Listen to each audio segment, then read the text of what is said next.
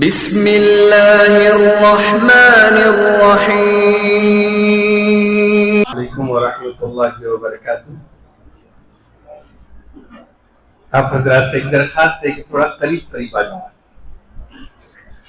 درمیان میں بالکل بھی جگہ مت رکھو، اس سے مجلس میں شیطانی اثرات ختم ہو جاتے ہیں۔ اگر درمیان میں خالی جگہ رکھیں گے تو پھر شیطانی اثرات داخل ہو جائیں گے، برکت ختم ہو جائے گی، اور ہم بیٹھیں گے اتنی وقت کی قربانی دے کر فکر کے ساتھ آئیں تو ہماری یہ مجلس بابرکت بنے۔ تو بیچ میں جگہ بالکل مت چھوڑو، جیسے یہاں چھوٹی ہے، ہاں نہیں وہ ان کی حالت وہ ہے، اب ذرا صحت کے اعتبار سے، اور 4 دانوں بیٹھیے، 2 دانوں زیادہ دیر بیٹھ نہیں پائیں گے۔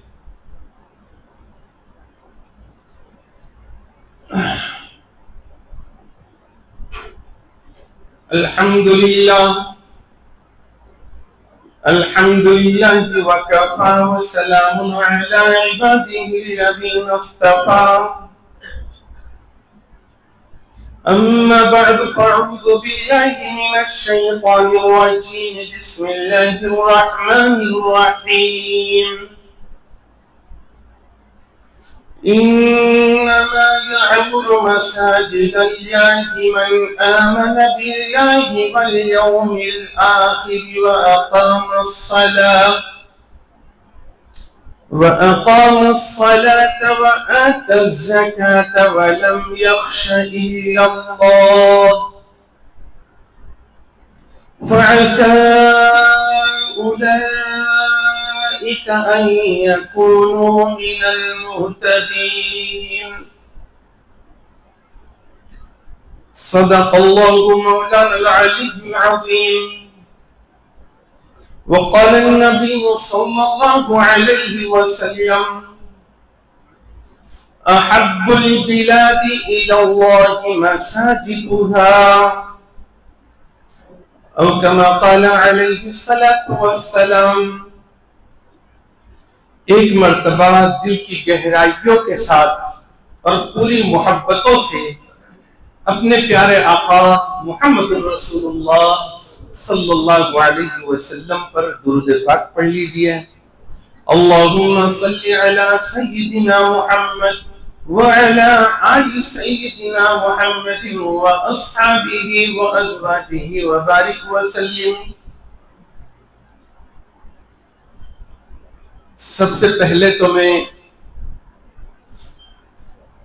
آپ کے بھوکردن شہر کی مجلس علماء کو مبارکباد پیش کرتا ہوں کہ مختلف طریقے سے ان کی محنتیں شہر میں چل رہی ہیں۔ کبھی تو ائمہ کرام کو جمع کرتے ہیں اور ان کا تربیت کا نظام بناتے ہیں، کبھی شادی کی عمر کو آئے ہوئے بچوں اور بچیوں کو جوڑتے ہیں، ان کا کورس چلاتے ہیں۔ اور بڑی خوشی ہوئی آج کہ آپ کے شہر میں جو مسجدیں ہیں اور مسجدوں کا انتظام جن کے ہاتھوں میں، ان کو اور ان محلوں کے ذمہ دار حضرات کو انہوں نے جمع کیا، اور مقصد وہی کہ ہر کسی کو اس کے حصے کا دین ملے، ورنہ کل قیامت کے دن آپ ہی پکڑیں گے ان کو، آپ نے ہمیں بتایا ہی نہیں۔ تو یہ مبارکباد کے قابل ہے، اور آپ حضرات جو تشریف لائے ہیں کہ آپ کو بھی احساس ہے کہ اللہ نے ایک عظیم ذمہ داری سر پہ ڈالی ہے، محلے کا ذمہ دار ہونے کے اعتبار سے اور مسجد کمیٹی کا ذمہ دار ہونے کے ناطے، کیونکہ مسجد تو اللہ کا گھر ہے اور مسجد اللہ کے شعار میں سے ہے۔ مسجد کی جو شان اللہ کے پاس ہے اور دین اسلام میں ہے، وہ کسی سے ڈھکی چھپی نہیں ہے۔ اللہ سبحانہ و تعالیٰ نے کائنات بنائی، سب سے پہلے انسان حضرت آدم علیہ السلام کو دنیا میں بھیجا رسول بنا کر، تو ان کو پہلا کام کیا دیا کہ اللہ کا گھر بنے. خانہ کعبہ یہ دنیا میں زمین پر سب سے پہلا گھر ہے. ساری مسجدیں اس مسجد حرام سے جڑی ہوئی ہے. پھر اللہ کے خلیل حضرت ابراہیم علیہ السلام وہ آئے تو ان کو کہا گیا کہ جو یہاں اللہ کا گھر تھا مکہ مکرمہ میں، اور زمانے کے گزرنے کی وجہ سے، طوفان نوح کی وجہ سے وہ ٹوٹ گیا، مسمار ہو گیا، بہہ گیا، تو اس کی بنیادیں تمہیں بتائی جاتی ہے، تم اس پر اللہ کا گھر کھڑا کرو. حضرت ابراہیم حضرت اسماعیل نے اللہ کا گھر بنایا. خود ہی مستری بن گئے، خود ہی مزدور بن گئے، نبی ہو کر، رسول ہو کر. پھر مسجد اقصی بنائی گئی.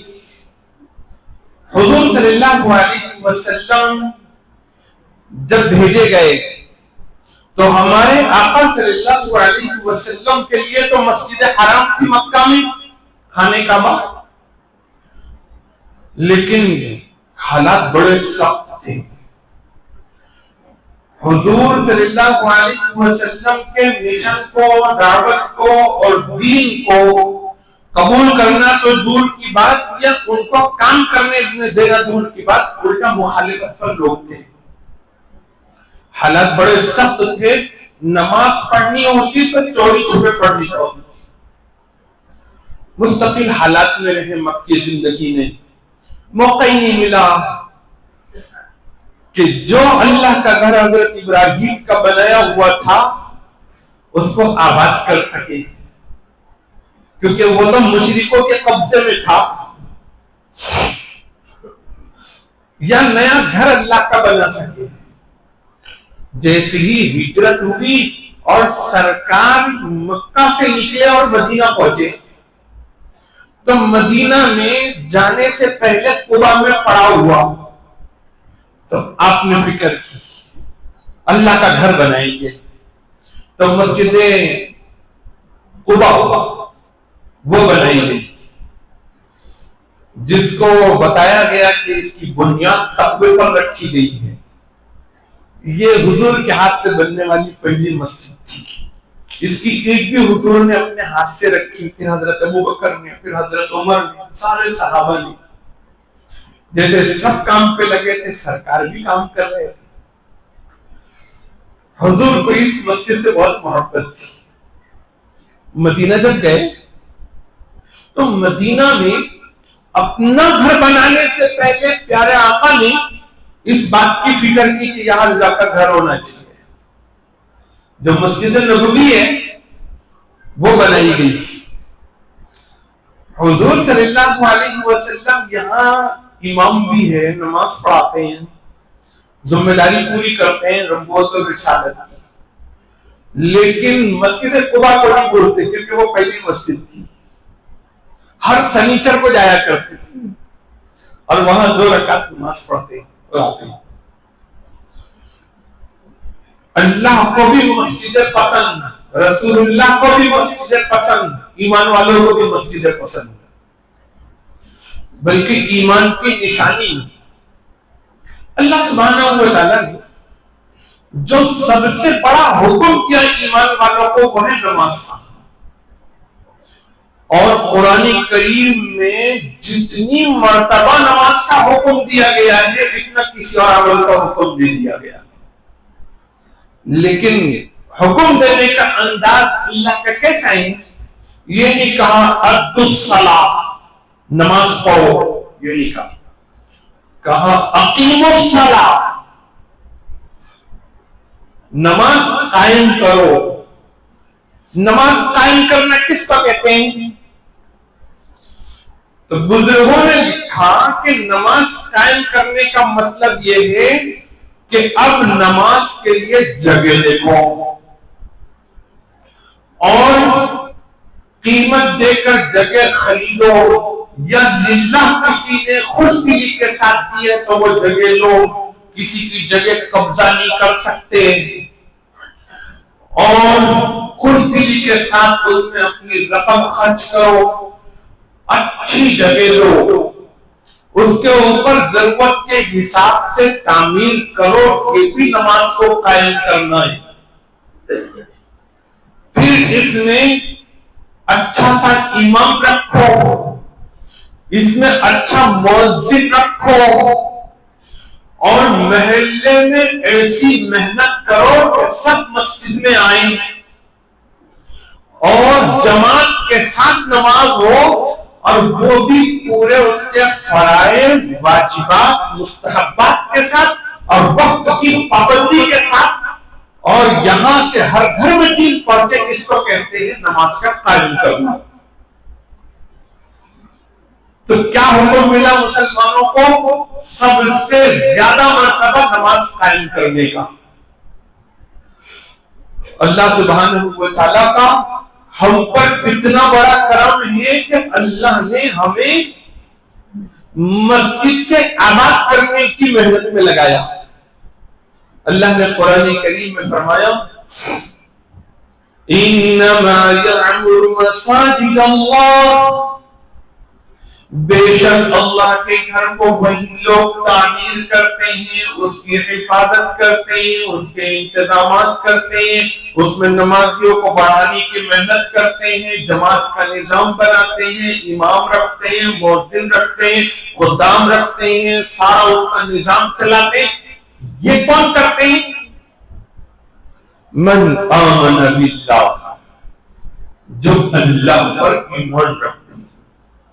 جن کا اللہ پر ایمان نہیں، وہ کیوں کریں گے یہ کام؟ والیوم الآخر، اور قیامت کے دن پر بھی ان کا ایمان ہے، اس لیے وہ یہ کام کرتے ہیں، مسجد کو آباد کرتے ہیں۔ وَأَقَامَ الصَّلَاةَ، اور نماز قائم کرنے کی محنت میں ہوتے ہیں۔ وَآتَى الزَّكَاةَ، اللہ نے مال دیا تو زکات بھی دیتے ہیں، یعنی کہ ان کے زندگی جو ہوتی ہے وہ اللہ کی فرما برداری والی زندگی ہوتی ہے۔ وَلَمْ يَخْشَ إِلَّا اللَّهَ، اور صرف اللہ کا ڈر ان کے دل میں ہوتا ہے۔ ورنہ کیا پڑھیے بتاؤ ذرا، نشانے پہ مسجدیں، اپنا اچھا کاروبار چل رہا ہے، کام دھندا چل رہا ہے، یہ سب چیزوں سے وقت نکال کے، جیب ڈھیلی کر کے، ٹائم نکال کے امام صاحب کی عزت کرو، مؤذن صاحب کی خدمت کرو، مقتدیوں کی خدمت کرو، سب دیکھو، لوگ پھر الٹا بولے سنو، کیا ضرورت پڑی؟ دل میں اللہ کا ڈر ہے نا، اللہ کا خوف ہے، اللہ کا گھر ہے ہمارے پاس، اس کی اچھے سے حفاظت ہونی چاہیے، اس کا اچھا انتظام ہونا چاہیے۔ تو یہ اللہ کا ڈر لگایا ہوا ہے کام پہ۔ یہ جو کوالٹیز بتائی گئی ہے مسجد کو آباد کرنے کی، کہ جو لوگ مسجد کو آباد کرتے ہیں ان میں یہ خوبیاں ہونی چاہیے۔ ان کا ایمان اللہ پر ہونا چاہیے، آخرت کا خوف ہونا چاہیے، اور ان کے اندر نماز ہونی چاہیے، ان کے پاس زکات کا اہتمام ہونا چاہیے، اور صرف اللہ کا ڈر ہونا چاہیے۔ مسجد کو جو آباد کرنے کے لیے جو ستون ہوتے ہیں وہ 4 ہوتے ہیں۔ مسجد کی آبادی اور مسجد کے اندر نماز کا قائم کرنا، یہ ذمہ داری کے لیے 4 قسم کی پلر اور 4 قسم کے ستون ہوتے ہیں۔ پہلا ستون تو مسجد کی انتظامیہ کمیٹی ہوتی ہے اور مسجد میں بااثر لوگ ہوتے ہیں۔ دوسرے امام صاحب ہوتے ہیں، तीसरे मुअज्जिन साहब होते हैं और चौथे महल्ले के लोग होते हैं। और इन चारों के जिम्मे मस्जिद की आबादी की जिम्मेदारी है और इनके अंदर ये चार क्वालिटी होनी चाहिए। मस्जिद कमेटी का एक एक आदमी, सदर, बस्ती का जिम्मेदार कैसा दिखना? ईमान बिल्लाह, आखिरत का डर, अल्लाह का खौफ, नमाज की पाबंदी और माल के हुकूक अदा करते हुए उन्हें दिखना चाहिए। उनकी जिंदगी में गुनाह नजर नहीं आना चाहिए, फासिक और फाजिर नहीं होना। इसलिए उलमा ने मसला लिखा कि जो फासिक और फाजिर हो उसके लिए मस्जिद का ट्रस्टी बनना, जिम्मेदार बनना जायज नहीं है। भले कोई कुछ ना बोले लेकिन अल्लाह पर हिसाब लेंगे। और इमाम में भी यही क्वालिटीज नजर आनी चाहिए और मुअज्जिन के अंदर भी यही चीजें नजर आनी चाहिए और बस्ती के लोगों ने भी यही काम करने चाहिए, तब जाके मस्जिद आबाद होगी, वरना तो फिर मस्जिद आबाद नहीं होगी। मस्जिद की आबादी के लिए काम जरूरी है। आप लोगों ने फिक्र की, यहाँ की मजलिस उलमा ने आपको दावत दी, आप तशरीफ लाई और आपको बुलाया इसलिए गया है कि मस्जिद के सिलसिले में हम पर जो जिम्मेदारियां आती है वो हमारे मुज़ाकरे में आई, हमारे सामने आई। क्योंकि अगर कोई चीज हमें मालूम ना हो हम अमल कैसे करेंगे? मस्जिद कमेटी बन गई है, 7 मेंबर है, 11 मेंबर है, अब इनको करना क्या है? जिम्मेदारी क्या है? अब अगर उलमा बताएंगे नहीं तो ये बेचारे करेंगे क्या? और सारे पूरे निजाम का दारोमदार कौन पे होता है? वो पहला सुकून है मस्जिद की आबादी का। इसलिए उनको मालूम होना जरूरी है। अला कुल्लुकुम राइन व कुल्लुकुम मसऊलुन अन रइयतिही। हुजूर ने फरमाया तुम में सब जिम्मेदार हो और तुमको अपने जिम्मेदारी के सिलसिले में पूछोगी क़यामत के दिन।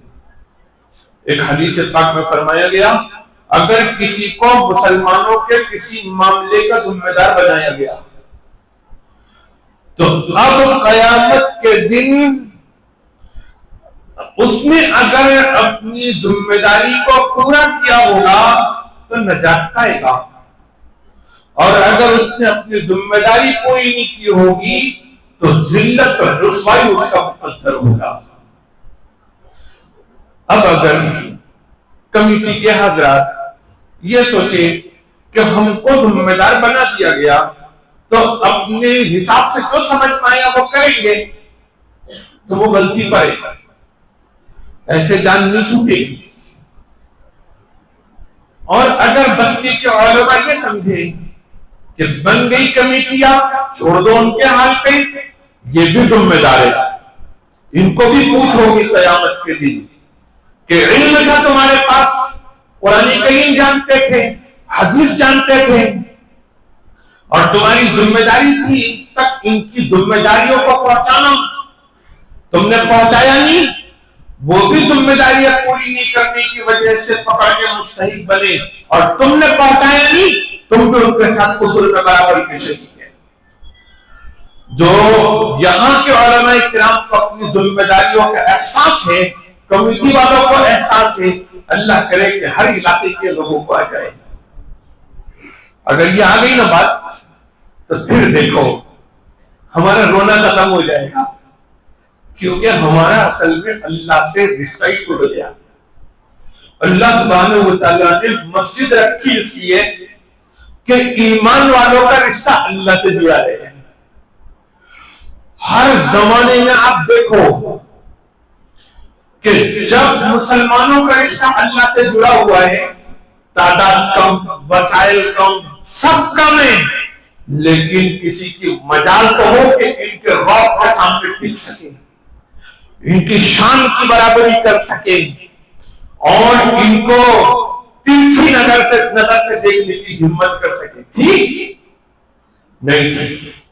लेकिन जब से रिश्ता टूटा, कितनी तादाद है करोड़ों में, और माल की क्या कमी है हमारे पास, सलाहियतों की कमी है नहीं, लेकिन इसके बावजूद भी कोई हैसियत नहीं है हमारी। जब यूनिफॉर्म सिविल कोड लाया जाता है किसी जगह पर, तो जिनकी तादाद मुल्क में 10,000 है, उनको भी उनके राइट्स दिए जाते हैं कि वो अपने रीत रिवाज और मजहब के हिसाब से चल सकते हैं, उनको थोड़ा अलग रखेंगे। और 18-20 करोड़ मुसलमानों की जब बात आती है तो नहीं, वो दीन को फॉलो नहीं करेंगे, यूनिफॉर्म बनेगा उसके ऊपर उनको चलना पड़ेगा। क्या कीमत रही होगा? देखो अभी हमारे पास अल्लाह के घर मौजूद है, करके गए हमारे बड़ों ने वक्त, और अभी भी कर रहे हैं। बन रही है मस्जिदें, बनी है मस्जिदें, मरकज तो बन गए अल्लाह से जुड़ने के, लेकिन क्या हम जुड़ रहे हैं? नमाज अगर कायम होगी तो अल्लाह से ताल्लुक होगा, वरना जो नमाज का एहतमाम न करे उसकी जिम्मेदारी अल्लाह ने नहीं ली। कितनी मर्तबा हम फज़ाइल अमल में हदीसें पढ़ते हैं, अल्लाह पर उन मुसलमानों की जिम्मेदारी है जो 5 वक्त की नमाज जमात के साथ पढ़ते हैं, और उन्हीं की जिंदगियों में असल दीन आता है।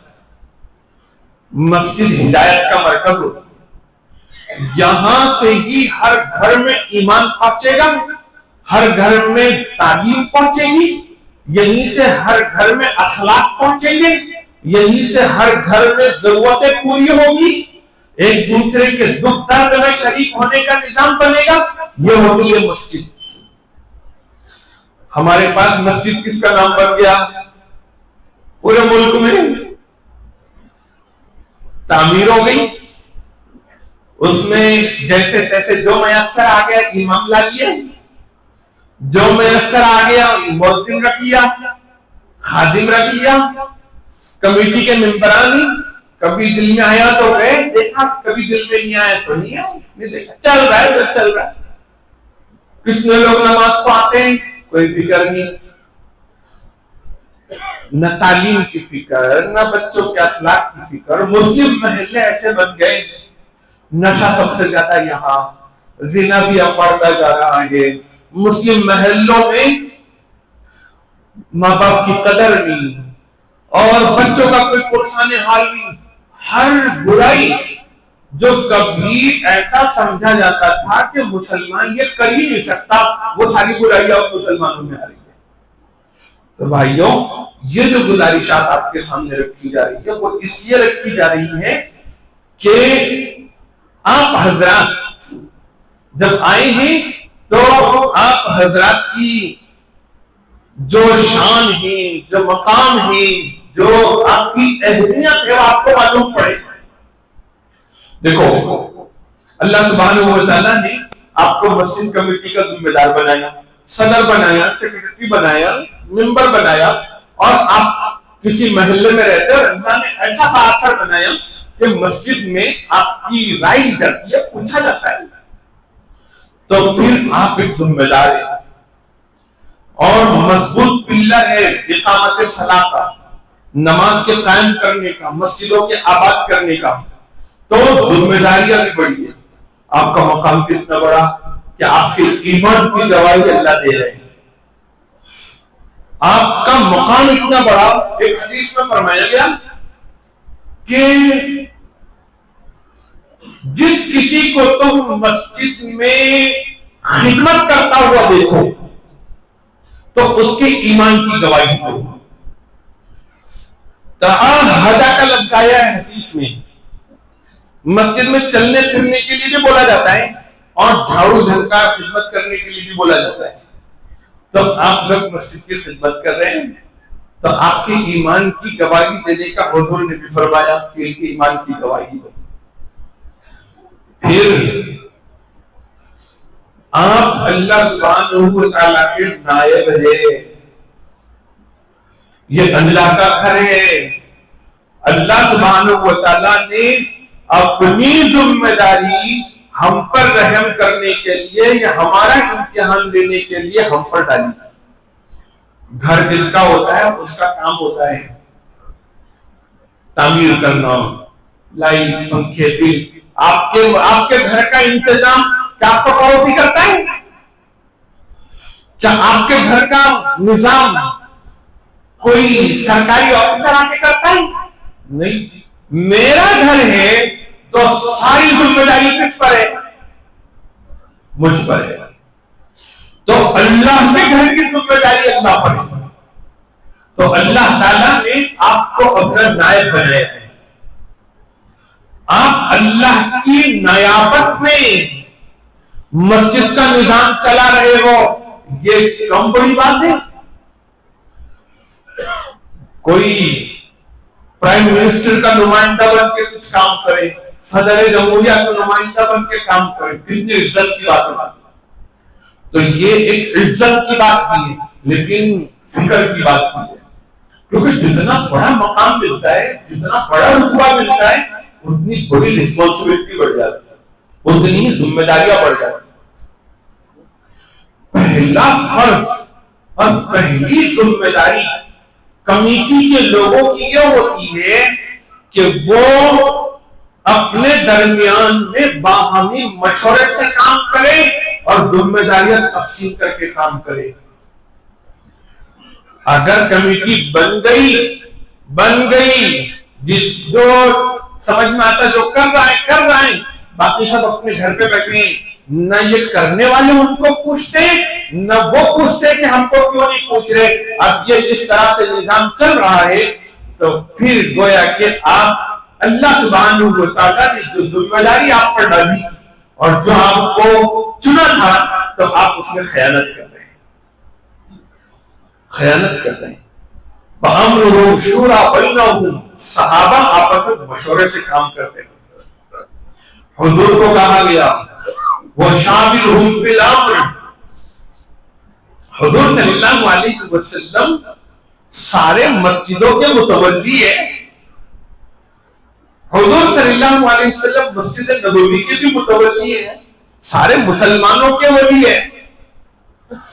اور حضور اللہ کی طرف سے پیغام آئے, صحابہ کو بتائے, ایک بھی ناراض ہونے والا نہیں ہے, سب سمعنا و اطعنا کرنے والے ہیں. صحابہ دل میں سمجھ, دل کو لگے نہ لگے, بس سرکار نے کہہ دیا فائنل. اس قدر اطاعت کرنے والے لوگ. اللہ نے حضور کو بھی ایسے کچھ معاملات رکھے جس میں وہ اپنی کمیٹی کے لوگوں سے اور اپنے ساتھیوں سے مشورہ کرے. اللہ نے حکم دیا وَشَاوِرْهُمْ فِي الْأَمْرِ, کہ تم مشورہ کرو اہم معاملات میں. ہر چیز میں مشورے کی ضرورت نہیں ہے, قابل مشورہ امور میں مشورے کی ضرورت ہے. مشورہ کر لیا, سال میں کم سے کم 2 مرتبہ تو بیٹھنا چاہیے میٹنگ میں, جس میں پورے 6 مہینے کے سارے معاملات کو سامنے رکھ کر اور شریعت کو سامنے رکھ کر فیصلے کریں. نہیں کچھ سمجھ میں آیا علماء کو بلائیں, ان سے مشورہ لیں, اس طرح سے معاملہ ہے. آپ کی رائے نہیں پوچھتے, شریعت کی بات پوچھتے, آپ شریعت کی بات بتائیں. کیونکہ ہم اللہ کے نائب ہیں تو ہم شریعت چلائیں گے. کسی جگہ پر کوئی مینیجر ہو اور کمپنی کے مالک نے اس کو بٹھایا ہو تو وہ مینیجر کچھ بھی فیصلے کرے گا اور کچھ بھی کام کرے گا تو مالک کے مرضی کے حساب سے کرے گا کہ اپنی مرضی کے حساب سے کرے گا. تو آپ اللہ کے مینیجر ہیں, اور جب اللہ کے مینیجر ہے تو شریعت کے مطابق کام چلے. مشورہ ہو, مشوروں میں ذمہ داریاں تقسیم کر لی جائے, کام ڈیوائڈ کر لیا جائے. کمیٹی میں 7 لوگ ہیں, 11 لوگ ہیں, ایسا نہ سمجھے کہ ہم ہی سب کچھ ہے اور صرف ہم پر ہی ذمہ داری ہے. بس کہ کچھ ایسے لوگ نظر آئے ذمہ دار کہ جو مفید بنتے ہیں, ان کو اعزازی طور پر اپنے ساتھ بٹھائے, ان سے بھی مشورہ کریں. اس طرح سے مسجد کے نظام کو چلائے. جن مسجدوں میں کمیٹیوں کے آپس کے مشورے نہیں ہوتے اور وہ اس طرح سے شریعت کے مطابق تقسیم کار کر کے کام کی فکر نہیں کرتے، ان مسجدوں کا نظام افراط اور تفریط کا شکار ہو جائے۔ ایسے ہی ان لوگوں کا بھی حال ہے کہ بات بات پر مشورے کو بیٹھ جاتے ہیں، ان کا بھی یہ حال ہوتا ہے، بات بات پہ کیا مشورہ کرنے کا۔ اچھا، دوسری ذمہ داری ہماری، میری درخواست ہے کہ اگر اپنے پاس آپ نوٹ کر لینا اس کو تو بہت اچھا ہوگا۔ میں بھی پہلی مرتبہ بیان کر رہا ہوں کسی کے سامنے کے بعد، اور آپ بھی پہلی بار سن رہے ہوں گے، اس کو یاد رکھنے کے لیے اس کو نوٹ کر لو۔ یہ چیزیں عام طور پر لوگ نہ پوچھتے ہیں نہ ہمارے سامنے ایسا موقع آتا ہے کہ یہ دین کی بات بتائے۔ آج موقع آیا آپ لوگوں کی برکت سے، اگر یہ نفع والی بات ہوئی میری تو آپ لوگوں کو ہی اس کا ثواب جائے گا، اور آپ کی برکت سے مجھے بھی انشاءاللہ ملے گا۔ دوسری ذمہ داری کمیٹی کے لوگوں پر یہ ہوتی ہے، مسجد کی انتظامیہ کمیٹی پر، کہ وہ مسجد کی تعمیر میں اور مسجد کے املاک میں اور مسجد کے مال میں شریعت کو ملحوظ رکھ کے اس کی حفاظت کا انتظام کرے۔ دیکھو، یہ جتنی جگہ مسجد کی ہوتی ہے وہ سب وقف ہوتی ہے۔ کیا ہوتی ہے؟ وقف ہوتی ہے۔ مسجد میں کسی نے ایک چیز بھی کوئی دی، روپیہ بھی دیا، قرآن شریف بھی دی، کوئی ایک پنکھا بھی دیا، یہ سب وقف ہوتا ہے۔ علماء جانتے ہیں کہ وقف کا مسئلہ بڑا سخت ہوتا ہے۔ وقف میں واقف نے جن چیزوں کے لیے چیز کو وقف کیا ہے اسی چیز میں اس کو خرچ کرنا ضروری ہوتا ہے، بلکہ واقف کی منشا کو ایسے ہی لینا پڑتا ہے جیسے اللہ رسول کی بات کو ہم لیتے ہیں۔ مسجد کی زمین، مسجد کا مال یہ ضائع ہو تو پھر ہم لوگ اپنی آخرت نہیں بچا سکتے، کیونکہ بنائی ہی گئی کمیٹی اس لیے کہ مسجد کی جگہ محفوظ ہو، مسجد کے در و دیوار محفوظ ہو، اور مسجد کے اندر جو بھی کچھ وقف کی چیزیں ہیں وہ سب اللہ کی چیزیں ہیں اور اس کی حفاظت کی ذمہ داری ہم پر ہے۔ آپ کو اپنوں سے بھی اس کی حفاظت کرنی ہے، غیروں سے بھی اس کی حفاظت کرنی ہے۔ ہو یہ رہا ہے کہ مسجد کی چیزوں کا استعمال عام طور پر مسلمان ہی کرتے ہیں، لیکن شریعت کے خلاف جا کے کرتے ہیں، اور کمیٹی کے لوگ اس پر دھیان نہیں دیتے۔ کچھ تو کمیٹی کے لوگوں کو اب ہمارے پاس تو اتنا نالج نہیں ہے کہ کون سا استعمال کس چیز کے لیے کرنا چاہیے، تو اس کے لیے ضروری ہے کہ اس سلسلے میں شرعی رہنمائی اپنے بڑے علماء سے لو اور پھر نظام چلاؤ۔ دیکھو کہ مسجد کے زمین کے کاغذات درست ہے کہ نہیں، اگر درست ہے اللہ کا شکر ادا کرو، اگر درست نہیں ہے ایسا سمجھ لیجئے کہ اس کو درست کیے بغیر اب مجھے چین سے سونا نہیں چاہیے، کیونکہ ایک تو میں نے یہ ذمہ داری لینا نہیں تھی مسجد کے کمیٹی میں رہنے کی، اب لے لی ہے، اب سوائے اس کے کہ میں یہ کام کر بیٹھوں اس وقت تک اب میری گردن چھوٹنے والی نہیں ہے۔ اب یہ کاغذات درست کرنے کے لیے علماء سے بھی مشورہ دو اور قانونی ماہرین سے بھی مشورہ دو۔ آپ اس معاملے میں ذرا بھی جھجک محسوس مت کرو۔ آپ کا کام اگر وقف بورڈ میں ہو سکتا ہے، آپ کے کاغذات اس لائن کے، آپ فوراً جائے، کام کو لگ جائے، یہ مت سوچو کہ جلدی ہو نہیں رہا ہے۔ اگر آپ کو روز بھی اگر اپنا کام دھام چھوڑ کے جانا پڑ رہا ہو پنچر کی اور بیٹھنا پڑ رہا ہو دن بھر، تو آپ اس کو اپنے لیے سعادت سمجھے، بوجھ نہ سمجھے. یہ نہیں کریں گے اور لاپرواہی کریں گے اور مسجدوں پر اگر بلڈوزر چلے اور مسجدوں کی زمینیں چھینی جائے تو پھر ہم سب سے بڑے قصوروار ٹھہریں گے. ہمارا کام کیا ہے کہ مسجد اگر وقف بورڈ میں رجسٹر کرنے جیسے سارے کاغذات ہیں، پروف ہے، سارے ڈاکومنٹ سے کر لیں، اور نہیں ہے پھر دوسرے حکمت والے راستے اپنائیں تاکہ مسجد کی جگہ محفوظ رہیں، عمارت محفوظ رہیں. اور وہ طریقہ پوچھئے علماء سے، پوچھئے قانونی ماہرین سے، بتائیں گے آپ کو. کچھ چیزیں وہ ہوتی ہیں جو جلسوں میں نہیں بولی جاتی، پروگراموں میں نہیں بولی جاتی. اور ساتھ ہی ساتھ مسجد کا جو تعمیری کام ہے، آپ نے عمارت کھڑی کر دی تو اس کا کاغذ ہونا چاہیے پرمیشن کا. آپ نے کتنے اسکوائر فٹ پہ بنایا اس کا بھی آپ کے پاس قانونی طور پر اس کا بھی جواب آپ کے پاس رہنا چاہیے. ہر چیز آپ کے پاس، نل کنیکشن ہے، آپ کے پاس لائٹ کا کنیکشن ہے، ہر چیز میں آپ امین ہے، ہر چیز میں آپ ذمہ دار ہے. مسجد اور مسجد کی تمام وقف شدہ چیزوں کی حفاظت کرنا بھی اور اس کا انتظام کرنا بھی ہماری ذمہ داری ہے. یہ چیزوں میں آپ لوگوں نے ذرا بھی سستی نہیں کرنی چاہیے.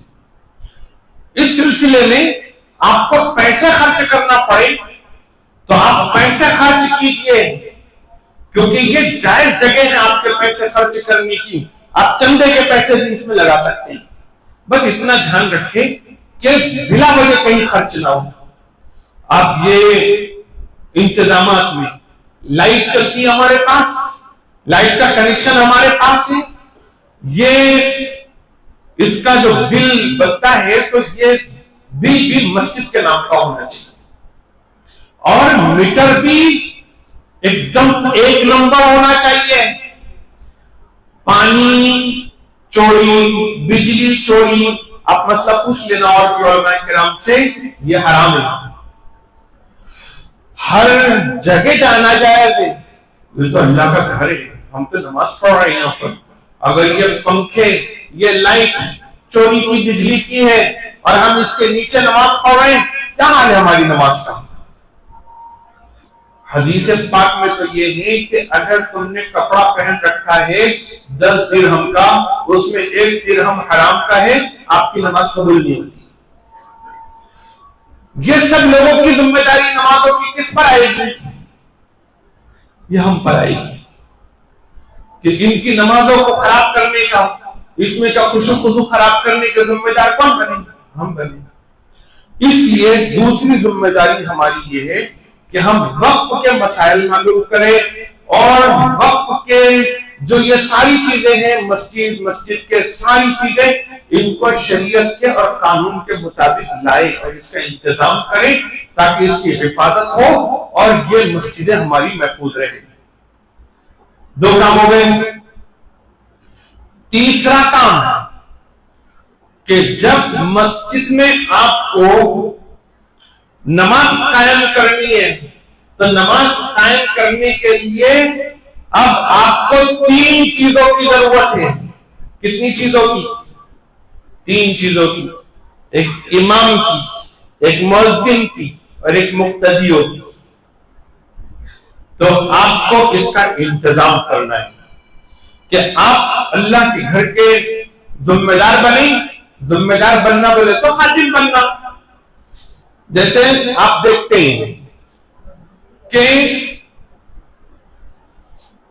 یہ جو موجودہ حکومتیں ہیں یا غیروں کی حکومتیں آپ دیکھیں گے تو ان حکومتوں میں جو ذمہ دار ہوتا ہے وہ راجا ہوتا ہے، وہ بادشاہ ہوتا ہے، وہ ڈکٹیٹر ہوتا ہے، وہ بھی چلاتا ہے، اس کا ایک رتبہ، وہ اپنی شان دکھاتا ہے. لیکن اسلام اس کا قائل نہیں. اسلام کی تعلیم تو یہ ہے کہ سید القوم خادمہم، جو قوم کا سربراہ ہے وہ ان کا خادم ہے. فرعون نہیں بننا ہے، نمرود نہیں بننا ہے، ہم کو حضور صلی اللہ علیہ وسلم جیسے مسجد کا نظام چلانا ہے، ہم کو حضرت ابو بکر کے جیسا نظام چلانا ہے، حضرت عمر رضی اللہ عنہ کے جیسا چلانا ہے، ہم کو حضرت عثمان اور حضرت علی کی طرح نظام چلانا ہے۔ اب یہ کام کرنا ہے ہم کو کہ مسجد کے اندر نماز قائم کرنی ہے جس کا حکم دیا گیا ہے اور جس کے ہم ذمہ دار ہیں، تو یہ تین چیزوں کا انتظام کرنا ہے۔ امام کی باری آئے، دیکھو ہمارا دین کیا کہتا ہے۔ ہوتا کیا ہے کہ محلے والے جمع ہو جائے، تم کیا کہتے، تم کیا کہتے، تم کیا کہتے ہیں، تمہارا رشتہ دار کون ہے، ہمارا رشتہ دار کون ہے، ادھر سے درخواست آئی تھی، چلو پھر تمہارے اچھے تعلقات ہیں، ہمارے اچھے تعلقات ہیں، لگے امامت کو نہیں،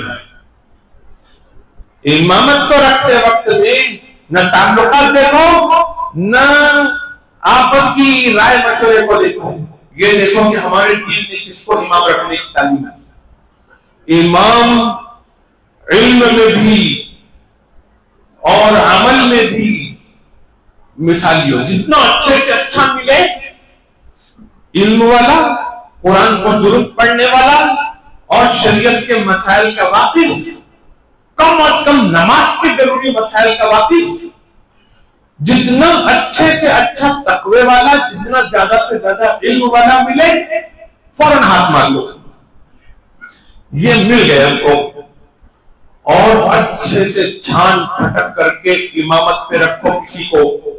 مؤذن کا بھی ایسا ہی ہے، مؤذن وہ ہوتا ہے کہ محلے میں جو رحمت آتی ہے وہ رحمت مسجد کے واسطے سے آتی ہے، اور مسجد میں جو رحمت ہوتی ہے وہ امام کے واسطے سے ہوتی ہے، اور امام پر بھی اور مصلیوں پر بھی جو رحمت ہوتی ہے وہ مؤذن کے واسطے سے آتی ہے۔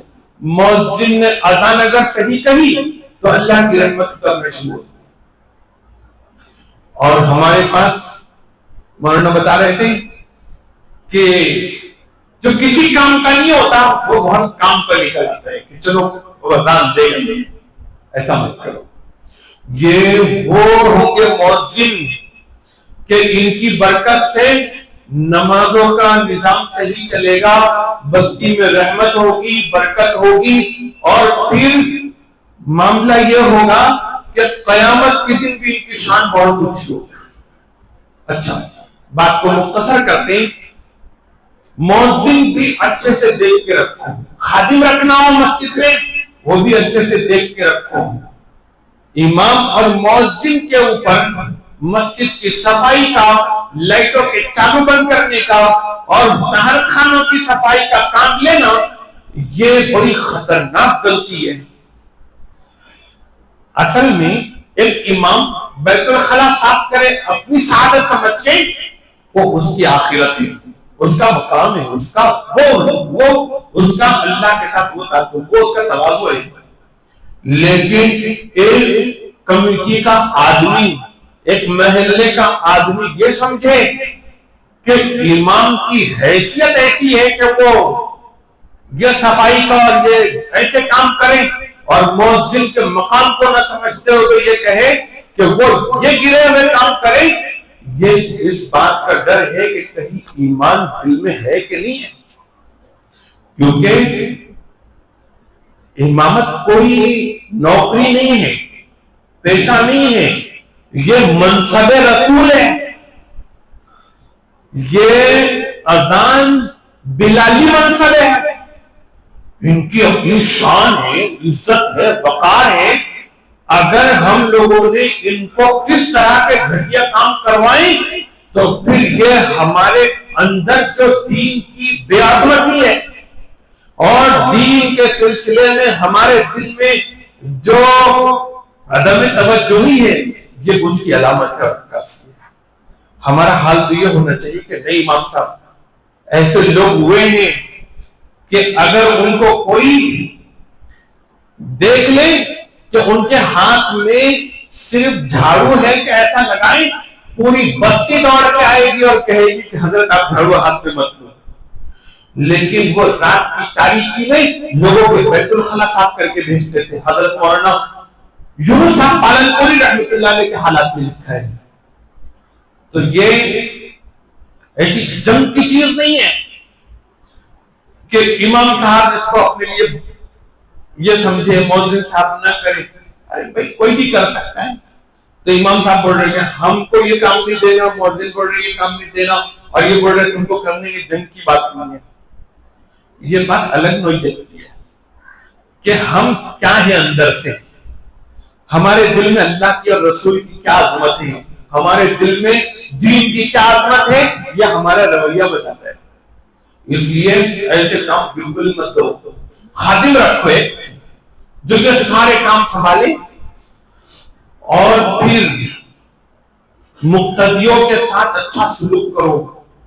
اپنی زکات نکلتی ہے مدرسوں میں بھی دو, لیکن اپنے محلے کے غریب لوگوں میں بھی تقسیم کرو. دیکھیں گے کہ کمیٹی کے ذمہ دار ہیں, صدر صاحب ہیں, یہ ہمارا خیال رکھتے ہیں, وہ مسجد میں آنے والے بنیں گے.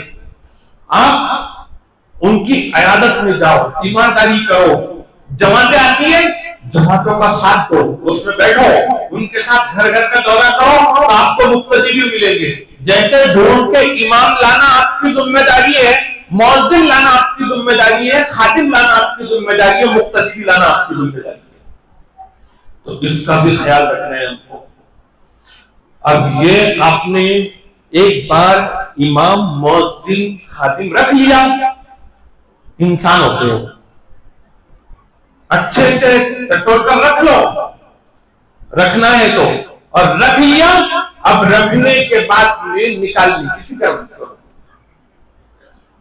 بشر ہے, انسان ہے, اگر غلطیاں ہو رہی ہیں اصلاح کی فکر کرو, ان کا مقام کو سامنے رکھتے ہوئے کہ یہ رسول اللہ کے منصب پر ہے, امامت پر ہے, یہ بلالی منصب پر ہے, اور ان کو ہم چار لوگوں کے بیچ میں نہیں بول سکتے, ان کو تنہائی میں مل کے بولنا ہے. ہر ممبر بھی نہیں بول سکتا. جس کو ادب سلیقہ ہے بات کرنے کا وہ کرے, کیونکہ آپ کسی فرشتے سے بات کرنے نہیں جا رہے کہ تجھے تو فرشتہ بنایا تھا, قرآن میں تو بولا گیا ہے کہ تو غلطی نہیں کرے گا, پھر تو نے کر کیوں لیا. فرشتے کو بولنے نہیں جا رہے, کس کو بولنے جا رہے ہیں, انسان کو. غلطی ہوتی ہے انسان سے, ہوئی, آپ سمجھاؤ, ان کو بتاؤ کہ یہ غلطی ہے, واقعی غلطی ہوگی درست کر لیں گے, غلطی نہیں ہوگی وہ بھی حکمت سے بتا دیں گے کہ غلطی نہیں, آپ کی غلط فہمی ہے. بہت سی مرتبہ محلے کے لوگ یہ امام صاحب کی برائیاں کرتے ہیں اور بلا وجہ کی ہوتی ہے. کمیٹی کے لوگوں کو جا کے شکایت کرتے ہیں. کمیٹی کے لوگوں کا کام کیا ہے کہ بھائی پہلے غور سے سنے بات کو, نہ مقتدی کو کاٹیں, نہ اس کی وجہ سے امام صاحب کی بے حرمتی کریں. اس کی بات سنیں, اس کا امام صاحب کی طرف سے دفاع کریں, اس کی غلط فہمیاں دور کریں, اس کو امام کی عظمت بتائیں. کیونکہ امام کی طرف انگلی اٹھانا اور امام کی بے عزتی کرنا یہ اصل میں کمیٹی کی بے عزتی ہے. وہ اپنی بے عزتی اس کو سمجھیں, اور پھر واقعی کوئی چیز ہے تو پھر ہم امام صاحب سے درخواست کریں کہ آپ اس طرح سے نہ کریں. اور پھر بھی اگر معاملہ درست نہیں ہوتا تو خود سے فیصلہ کرنے کے بجائے مناسب راستہ یہ ہے, کیونکہ دیکھو مسجد میں سب سے زیادہ فکر کے شر نہ ہو, اختلاف نہ ہو, کس کو ہونی چاہیے, کمیٹی کو. تو انہوں نے شر سے بچنے کے لیے اپنے مقام کے بڑے علماء کو بیچ میں ڈالنا چاہیے. بڑے علماء کو ڈال کر ان کے پاس معاملے کی سنوائی کرنی چاہیے, اور جو فیصلہ ہو جائے ویسا معاملہ کرنا. لیکن کتنی بھی بڑی غلطی اپنے امام سے ہوئی ہو, مؤذن سے ہوئی ہو, اگر اس کو ہم رخصت بھی کر رہے ہیں تو عزت کے ساتھ رخصت کرنا چاہیے. بڑی محرومی والی بات ہے. آج تک میں نے تو نہیں دیکھا کہ کسی جگہ ایک امام آپ نے رکھا, اس نے نمازیں پڑھائی, اللہ کے اور آپ کے بیچ میں وہ واسطہ بنا. اس کی شان, اس کی عظمت سب سے اونچی رکھی تھی اللہ نے, کہ کمیٹی سے بھی افضل امام, مقتدیوں سے بھی افضل امام, سب سے افضل امام, مؤذن کا بڑا مرتبہ رکھا تھا. لیکن ایک مسجد تو مجھے نظر آئے کہ جہاں پر کچھ انبن ہوگی اور امام صاحب گئے ہو تو ان کو عزت سے ہم نے بھیجا ہو. یہ اگر ہمارے اخلاق ہوں گے کیسے حالات بدلیں گے. جب بھی بھیجو, شادی کرتا ہے آدمی, بولا گیا اچھے سے دیکھ کے کرو, کر لیا اب نبھاؤ, غلطیاں معاف کرو, درگزر کرو, اس کا چھوڑنا ہو تو تماشا مت بناؤ. انصاف بالمعروف اور تصریح باحسان, رکھو اچھے طریقے سے, چھوڑو بھی اچھے طریقے سے. تو یہ جو عملہ ہے ہمارے پاس, ان کو لانا بھی آپ کی ذمہ داری, اور پھر ان کے حقوق کی ادائیگی بھی, کیونکہ یہ ان کے اوپر اپنے حقوق ہیں. تو عشاء کے بعد جب نماز ہو جائے گی ائمہ حضرات کو بتائیں گے ان کے اوپر آپ کی کیا کیا حقوق بنتے ہیں اور آپ کا کتنا لحاظ رکھنا ہے. لیکن ان کے بھی اپنے اوپر حقوق ہیں, امام کے, مؤذن کے, خادم کے. ان کے حقوق کی ادائیگی میں کوتاہی بالکل مت کرو, ان کا حق ان کو دو. جیسے حضور صلی اللہ علیہ وسلم کا گھر, حضور صلی اللہ علیہ وسلم کا گھر مسجد نبوی کو لگ کر تھا, اور توارث سے چلا آ رہا ہے کہ مسجد ہوتی ہے تو مسجد کے ساتھ امام مؤذن کے مکانات بھی ہوتے ہیں. اس میں بڑی حکمت اور مصلحت ہے. تو یہ کوشش ہونی چاہیے کہ امام مؤذن کے لیے گھر کا انتظام ہو جائے, بار بار کے کرائے سے وہ بھی بچ جائے, کمیٹی بھی بچ جائے. اور اگر نہیں کر سکے تو کرائے کی ذمہ داری اپنے سر پہ لے, اور انتظام کی ذمہ داری بھی اپنے سر پہ لے. یہ ان کا حق ہے ہمارے اوپر. اسی طرح سے ان کا یہ بھی حق ہے کہ ان کو مناسب تنخواہ دی جائے. آج اس کا بھی رونا ہے کہ امام صاحب کو رکھا گیا تو امام صاحب کو ذمہ داری بھی زیادہ, کیونکہ پورے دین کے امام ہیں, پورے محلے کے امام ہیں, اور ان کی ذمہ داری ہے مکتب کا نظام چلانا. ان کا کام ہے کہ محلے میں اصلاح کی فکر کرنا, سارے دین کا نظام چلانا, کیونکہ منبر اور محراب ان کا حق ہے اور اصلاح کرنا ان کا کام ہے. یہ سارے کام بھی ان کے ذمہ پر ہیں. اور کہیں کچھ ہوتا ہے, ہر چیز میں ذمہ داری مانگی ہے. بھائی علماء کرام مسجدوں سے ایسا کرو تو حکومت بدل جائے گی, ہر چیز کی ذمہ داری امام صاحب ہے. اور تنخواہ دیکھو تو تنخواہ کے سلسلے میں ہمارے پاس 5,000, 7,000, 8,000. ابھی ذہن گیا اس طرف کہ گھر میں کام کرنے والی بڑی ہوتی ہے, اگر وہ 7-8 گھنٹے آپ کے پاس برتن دھوتی ہے, کپڑے دھوتی ہے, اور اتنا وقت آپ کے گھر کی نگرانی کرتی ہے, تو اگر آپ نے جالنا ضلع کے اندر 12,500 سے کم اس کی تنخواہ رکھی تو وہ کورٹ جا سکتی ہے. یعنی کہ گورنمنٹ اس کا حق سمجھتی ہے اتنی تنخواہ. ایک امام کی تنخواہ اتنی بھی نہ ہو مفتی صاحب, تو پھر کیا صورت حال ہے ہماری. ہمارا کام تو یہ ہے کہ ان کی ضرورت کے حساب سے تنخواہ. ایک چیز تو ہے کہ تنخواہ جو طے کی گئی ہم تو وقت پہ دیتے, ٹائم پہ دیتے. حضور نے فرمایا 3 لوگ ایسے ہیں کہ ان کے سلسلے میں کسی نے بھی کچھ معاملے میں گڑبڑ کی, ان 3 لوگوں کی طرف سے میں آؤں گا حساب لینے کے لیے, ان کی طرف سے میں حق مانگوں گا قیامت کے دن. اس میں سے ایک وہ ملازم ہے, وہ کام کرنے والا ہے کہ جس کی مزدوری پوری نہ دی گئی ہو, تو اس کے مالک کا جب نمبر آئے گا قیامت کے دن تو وہ نہیں ہوگا گریبان پکڑنے کے لیے, اللہ ہوں گے وہاں پر. اور پوری تنخواہ دینا یہ نہیں ہے کہ جو طے کرے وہ دی, جو ضرورت کے حساب سے اور نظام کے حساب سے ہونا چاہیے, معروف طریقے پر وہ ہونا چاہیے. امام صاحب ہمارے, مؤذن صاحب ہمارے, اور کون ایسا ہے کہ جوانی کی عمر تک وہ کام کرتا ہے یا بڑھاپے کے قریب تک اس کی چاہت ہوتی ہے کہ صاحب اس کا ایک ایسا گھر ہو کہ اس کے بال بچوں کا گزر اس پہ ہو سکے, ایک آدھا پلاٹ اس کا ہو جائے, کون نہیں چاہتا. اسی طرح سے کون نہیں چاہتا کہ اس کا بچہ اگر ہوشیار نکلے تو وہ اچھی تعلیم حاصل کرے, آگے بڑھے. کون نہیں چاہتا کہ اس کے ابا کی وہ خدمت کرے، امی کی وہ خدمت کرے، جیسے ہم پر اپنی ذمہ داری اپنے ماں باپ کی، اپنے بھائی بہنوں کی، ہمارے بیوی بچوں کی تعلیم کی، کھانے پینے کی، کپڑے لتے کی، ہم اپنا ذرا سوچیں کتنا خرچہ لگتا ہے گھر پہ۔ آج یہ صورتحال ہے کہ مسجدوں کے اماموں اور مؤذنوں کے بچے یہ اپنے ارمان گھوٹ کے جیتے، ان کی بیویاں، ان کے ماں باپ نے کیا قصور کیا؟ ان کے ماں باپ دیکھتے ہیں لوگوں کے بچوں کو کہ وہ ٹیچر بن گئے، وکیل بن گئے، اب ہم ان کے بابا بیمار ہوتے ہیں تو وہ اچھے دواخانے میں علاج کراتے، خرچ کرتے ہیں۔ میرا بچہ اتنا نہیں کماتا، میں زیادہ نہیں ڈال سکتا، اس پہ بوجھ کھانستے رہتے، پریشان ہوتے ہیں۔ کیا انہوں نے مدرسے میں پڑھا کے غلطی کر لی؟ ان کو اس لائق بنایا کہ ہماری مسجدوں میں اذان ہو رہی ہے، نماز ہو رہی ہے۔ دیکھو معمولی چیز لگتی ہے یہ، لیکن ذرا سوچو تو صحیح، ان کے بچے، ان کی بیویاں، ایک جگہ تو معلوم ہوا کہ رشتہ ہوا، لیکن خاندان میں ایک آدمی جو ذمہ دار تھا اس نے منع کر دیا کہ رشتہ مت کرو۔ کیوں؟ کیونکہ مسجد میں امامت کرتے ہیں، وہ کیا کھلائیں گے پلائیں گے۔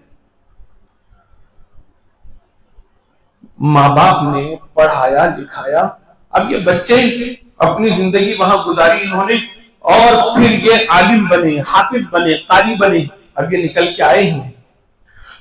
یہ اگر یہ نہیں بنتے، دوسرا کچھ ہنر سیکھتے، دوسری کوئی تعلیم لیتے، بتاؤ آج یہ ان کے ساتھ ہوتا جو آج ہو رہا ہے؟ یہ تو ان کے اساتذہ ہیں جنہوں نے ان کو پڑھایا تو بتایا کہ دنیا اپنا مقصد نہیں ہے، دین اپنی ذمہ داری ہے، تھوڑا بھی ملے صبر کرو اور اپنی ذمہ داری پوری کرو۔ تو یہ ان کی تربیت کا اثر ہے۔ اگر وہ تربیت بھی نہ ہوتی تو آج ہم کو مسجدوں میں امام بھی نہیں ملتے، مؤذن بھی نہیں ملتے۔ ہم لوگوں نے ان کا بھی خیال رکھنا چاہیے، ان کی ضرورتوں کا اور اس کا، اور اس حساب سے تنخواہ کا نظام ہونا چاہیے۔ پھر ہماری ایک ذمہ داری یہ بھی ہے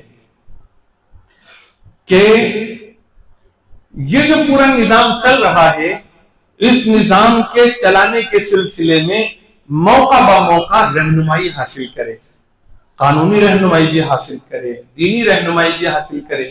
اس کے لیے مجلس علماء قائم ہے آپ کے پاس، آپ ان کو کہیے کہ اس دن جیسا ہوا تھا، بھلے ہم کو کڑوی کسیلی لگی ہو باتیں، لیکن ہمارے لیے مفید تھی، فکر دلانے کے لیے، احساس پیدا کرنے کے لیے۔ آپ اس طرح سے پروگرام رکھا کرو، 2 مہینے میں رکھو، 3 مہینے میں رکھو۔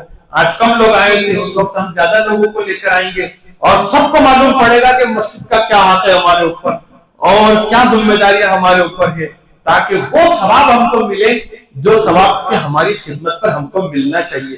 ورنہ ہم امام کے حق مارے ہوئے، ان کے حقوق العباد بھی اور اللہ کے حق میں ہم نے وہ کیا ہو، پھر ہماری نماز روزے، کیونکہ حضور نے فرمایا تم جانتے ہو کہ سب سے زیادہ مفلس کون ہے؟